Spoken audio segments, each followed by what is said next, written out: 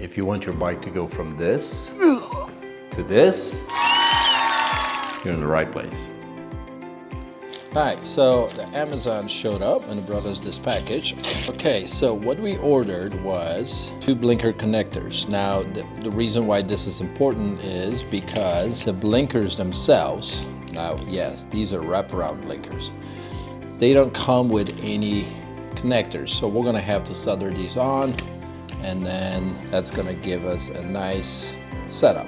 This is gonna cost me $17. I'm gonna put a link for all this in the description. We're gonna get started by taking out the cover of the instrument panel. There is no screws, just 2 clips. Next, we're gonna take out the cover, which is being held down by 4 grommets. Next, we're gonna disconnect the harness from the instrument panel. Using a 4mm Allen key, we're gonna remove 4 screws from the back of an instrument panel. I'm going to set the instrument panel aside. This step is purely optional, but better to be safe than sorry, as you don't want to damage this thing. Now we're going to shift to the bottom side of the cowl, and we're going to remove the 2 screws using 11mm socket. Now we're going to shift back to the top of the cowl, and we're going to lift up on it gently to release 2 grommets on the top side. Once those grommets release, you can just slide the whole thing off. Once you have the cowl sitting on the side, we can now tackle these wires. It's a true rat nest. Don't be afraid to get into it. Your objective right now is to find the 2 black blinker connectors. Each set of connectors is going to be zip tied.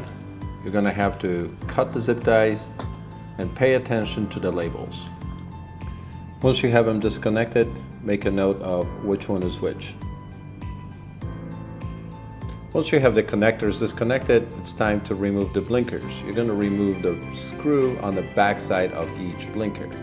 It is a 5mm Allen key.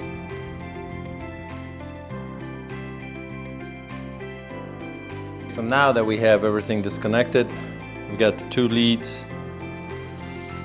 Those are going to connect to our new blinkers. The first thing that we need to do, we need to clean everything. Make sure you wipe these down. We're going to actually follow up with an alcohol wipe to ensure that the tape adheres correctly. There is a 3M tape, and there's also a zip tie. Be careful not to break the zip tie. Our goal is going to be to mount these somewhere like that. This way we have as much of it as possible visible towards the front and towards the side. We're probably going to shorten these, and we are using these connectors. So we just connected one of our strips, and as you can see, this will look quite nicely.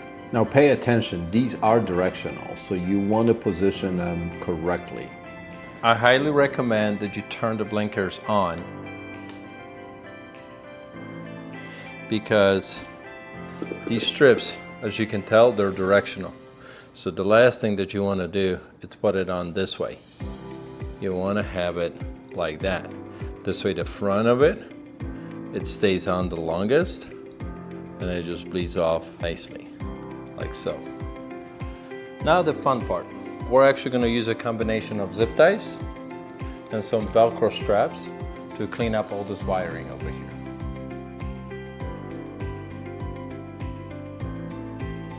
Now we can start reconnecting everything and snapping everything in place. Perfect. Make sure you use all your washers. This is an 11mm. Make sure not to over tighten. Now we're going to reinstall our instrument cluster.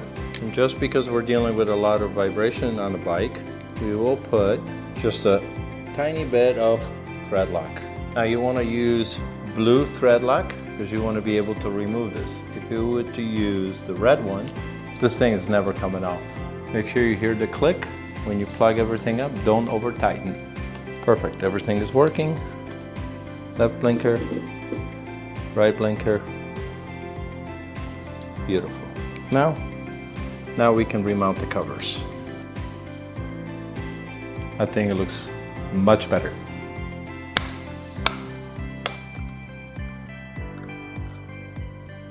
And there you have it.